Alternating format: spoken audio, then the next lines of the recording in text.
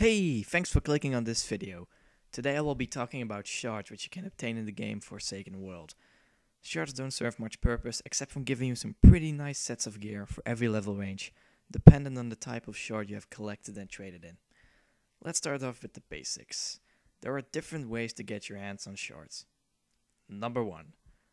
Shards can be found as loot from elite mobs who roam all around the world. Elite mobs don't have to be special mobs who you encounter during instances. Instead, elite mobs are simply stronger versions of their own kind, having more hit points and probably a higher attack base. Oh yeah, and they have aggro too.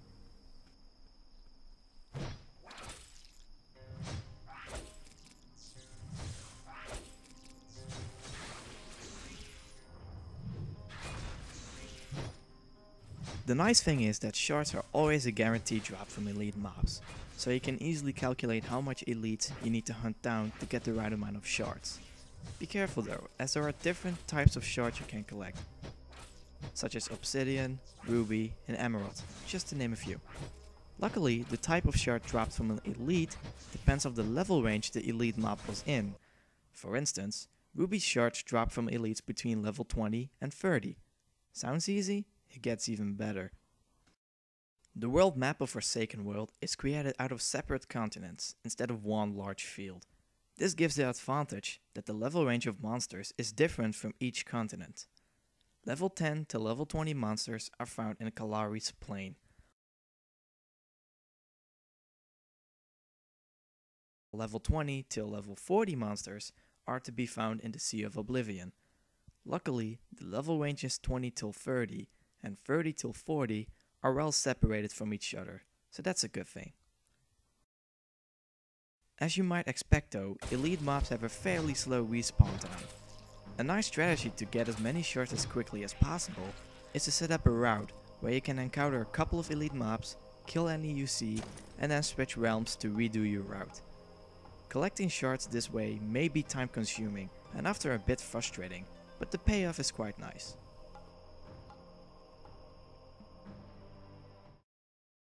2. Obtaining shards while leveling. Right from the start you get a Memento Box, and for every 5 levels, so that means level 5, 10, 15 and so forth, you can open the box, only to find a couple of goodies and another Memento Box. This will keep happening until your character has reached level 50. Sometimes one of these goodies is a couple of shards of the level range your character is currently in. At level 15 you'll obtain 12 obsidian shards. Level 20, you'll get 10 ruby shards, and at level 40, a mere 10 turquoise shards. 3. While playing, you can earn Eyrda points for achieving certain goals with your characters in the game. These goals are worth 1, 2 or 3 points, depending on the difficulty.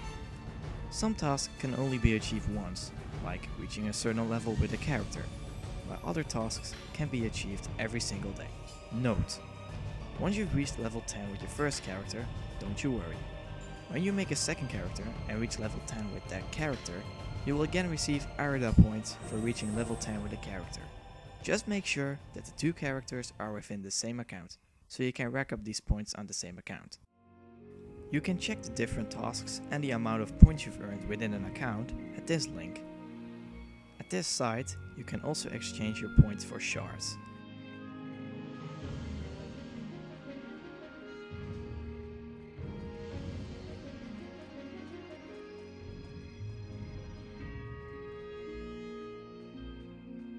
Once your transaction is confirmed, you will receive an in-game mail with the recently bought shards.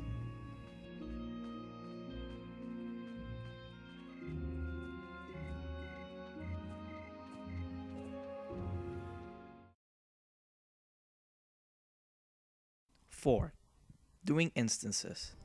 Some bosses, who you can only encounter within their own instances, have a chance of dropping shards. The downside is that you won't get the shard immediately. Instead, you have to be lucky and roll the highest number of your teammates in order to get it. You can also get shards as a reward from completing an instance.